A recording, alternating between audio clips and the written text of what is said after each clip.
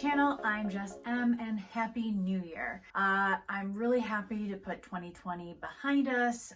It was just a really rough year between quarantine and rise of mental health issues, losing loved ones, failing businesses. It was just a very tough year for pretty much everybody. But we're not going to focus on the negative because there's a new day and new year ahead of us. So I recently looked up the most popular New Year's resolutions because I was going to do a video on that, and they're pretty normal, like losing weight, saving more money, spending less money, and I thought they all had a very similar theme, which is one of the most popular Google searches. What do successful people do in their habits, or how do I become more successful? I am not claiming to be successful, even though I try very hard to be successful. I just personally have implemented some strategies to make myself more successful or just develop better on a professional and personal level. And your definition of success may be different, so hopefully I'll offer you some advice to fit wherever you are in the time of your life, your perspective, your experiences, what you value. So stay tuned. I started doing a lot of these strategies and techniques probably about 6 years ago, and they've really made a tremendous impact on my life. Trust me when I say this, these should be priorities in 2021. All right, so here are my tips that help me be an entrepreneur, but more importantly, have helped me professionally and personally. Number 1, get a blank journal or notebook. Then keep it with you all the time. You probably have heard this before, but it's a legitimate suggestion. Personally, I use a blank journal without any lines in it, so that way I can either take notes or even like sketch out an idea. But you want this for a few different reasons. You don't forget any of your ideas, and you sort of free up your mind too, because you know that you can go back and reference something in that journal. It's hard to explain, but personally, it just has really taken off a lot of pressure in my mind from the creative thoughts that I've had. And I'll attach some Amazon affiliate links so you can see what products I have purchased for myself to help me. So you can either imitate me or you can buy it from a local business if you need some inspiration. I always say go local. But also, your girl gotta make money on some Amazon links. I'm just saying. Number 2, make a very detailed calendar. No, I'm not really talking about an annual calendar. I'm talking about scheduling your days and weeks, even your month ahead of time by the minute. And I'll touch on annual calendars later. And I'm not even talking about a to-do list. I would say get rid of your normal to-do list because they're not very efficient or effective. But I'll touch on that later too. What I'm talking about is scheduling, like I said, by the minute. I personally do 15-minute chunks of my day because that's sort of like easiest for my calendar. But you can make your calendar shorter than 15 minutes, longer, it just depends on what is best for you. The reasons behind planning out your days and weeks like this are a few. The most important, you don't forget anything. Also, you maximize your time tenfold and you lay it out visually. Another point, it helps you more effectively and efficiently prioritize and manage your time. And lastly, it helps you get ready mentally, emotionally, psychologically for your next day because you can see it and have it planned out ahead of time. But even like your next week, you know what's to come and you can prepare yourself. Number 3, organize and prioritize your calendar. Calendar above all. So you want to make your calendar obviously prioritized, but easier and more efficient for yourself, but also for others like employees to follow along. For example, scheduled themed days. Dedicate like one day to content. Personally, I have my dedicated 1 or 2 days specifically for filming and video editing. I have another day for content and analysis. So this makes it easier for yourself to remember, but also really importantly, as you grow your business, it helps with your employees as well because the employees can either follow your schedule or at least they know what you have going on that day. Also, side note, with your calendar, just don't put work on there. Put family time, so that way you're making sure to take out time of your day for dinner or conversation with your kids, when you're dropping them off to school, your chores, your workouts. So that way it keeps you on task and you can prioritize the rest of your life too. Organizing and prioritizing prioritizing your calendar will just not only help you with life, but also really help you with managing your burnout. So do it. It helped me out a ton. I'm sure it'll help you. Number 4, redesign your to-do list. So this is where I said I was going to talk about the annual calendar and the to-do list. So you can keep a daily or weekly to-do list, but this should only be if you're jotting down ideas at the end of the day before you have time to actually put it into your calendar. The main to-do list I'm talking about is more of a goals list. It's a generalized list of things you want to accomplish, but it doesn't really fit into your normal day-to-day. For instance, what house projects you want to do, or what do you need to get done, what new ideas or products or services you want to talk about or try with your business. When you find yourself having downtime, this is when you can refer to that to-do list or goal list. I am actually currently creating a 2021 calendar. I know it's a little late, but I'm going to offer that as a free download on my website, and I'll include a link below. I'm now focusing with my annual calendar on my day-to-day. I'm focusing on my bigger goals. So I have my generalized calendar so I can mark off what days I have off, or if I have like a big appointment that takes up most of my day. I have that, but on the side, I also have my monthly goals of what I want to accomplish. But yeah, so you can download it free on my website. I should have that up and running today or the next day. I'm hoping, fingers crossed. Yeah, so make sure you're transforming your to-do list into monthly, annual goal lists versus trying to keep track of daily lists.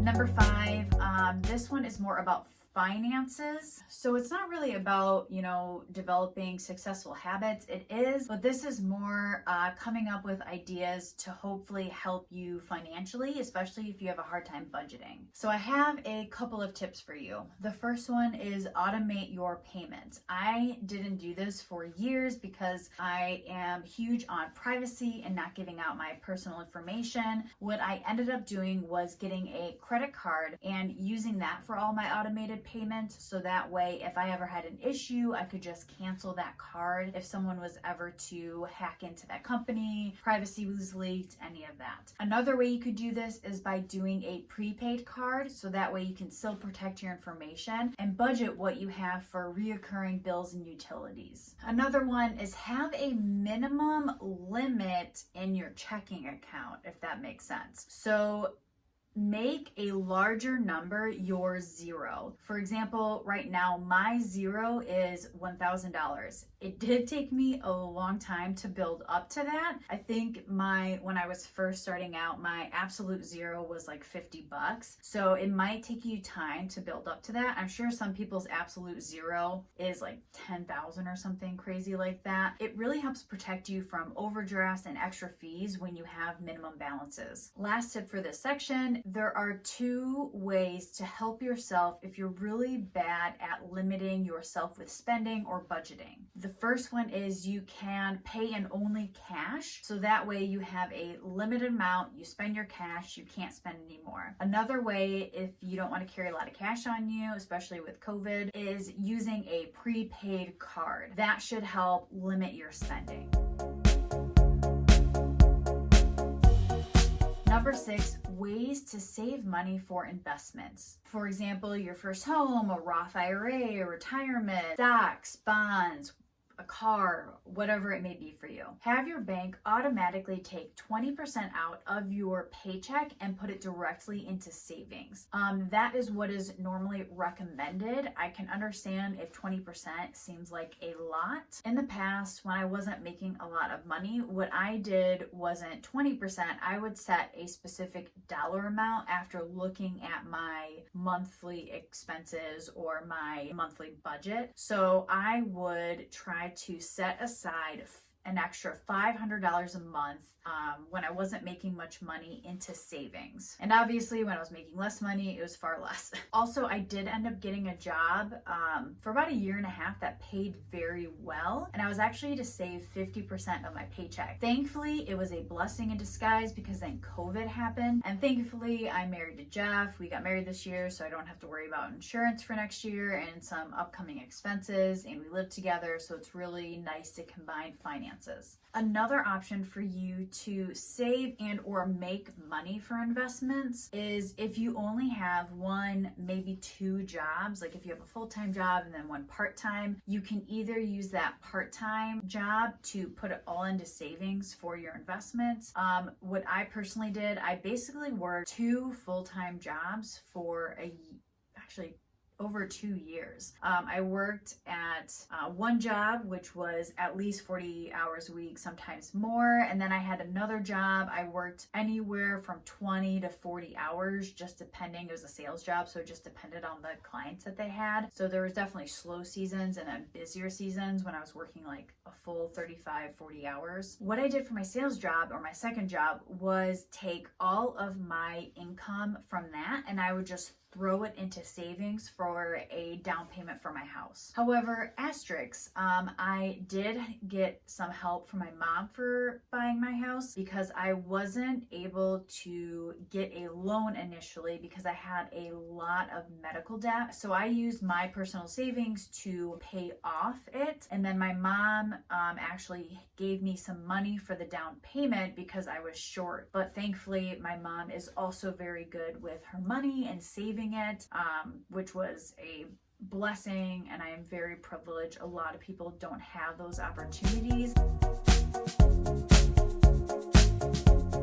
Number 7, and my last words of wisdom, tell people no more. I have the same problem of telling people no more. I seem like a hard ass, but I'm not. I'm like a big old softie. I just try to act like a stoic person who has no heart. I am not. I give that impression so people don't ask me favors, so I don't have to tell them no because I can't tell them no. If you use this against me, I'll come for you. So segue, the two most common no's for entrepreneurs are as follows. Someone gives you an idea or feedback, or if someone asks for free products or services. So for the first one, if someone gives you an idea or comes to you with this project or something, if you're not 100% yes, this is a good idea, if you're not 100% say no, because your time is valuable, and if you aren't in it 100%, you don't want to dedicate that time, effort, or energy to it. The second issue, when people ask you for free products and services, I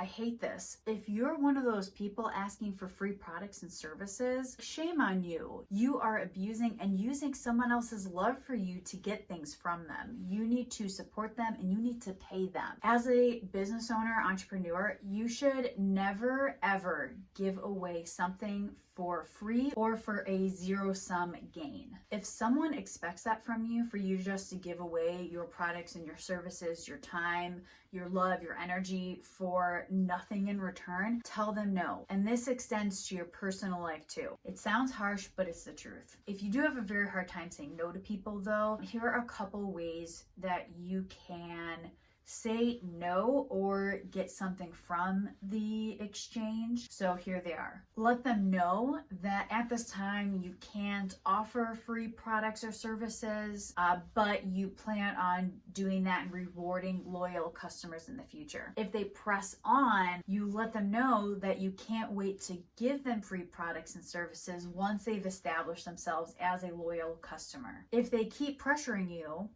ask them if they want to become a loyal customer and buy something now, and then that way you can give them a smaller gift for free. And if that doesn't work for them, continue to my next example. Let them know you still aren't able to offer products and services for free, but you'd be interested in an exchange of services. if they can help you with something, or if they own a business and want to gift you something, or, oh, I don't know, they could, do some work for you for free stuff. Most of the time when you suggest this, you won't hear back from them. And the last example actually is if you really aren't good at saying no and you just feel awful about it, or if you do want to give them some sort of product for free because you do love them and they are a good friend or family member, you should at least gain something from that exchange. So if you do want to give away free product or services or whatever it may be, make sure that they are giving you all of the reviews. Google, Yelp,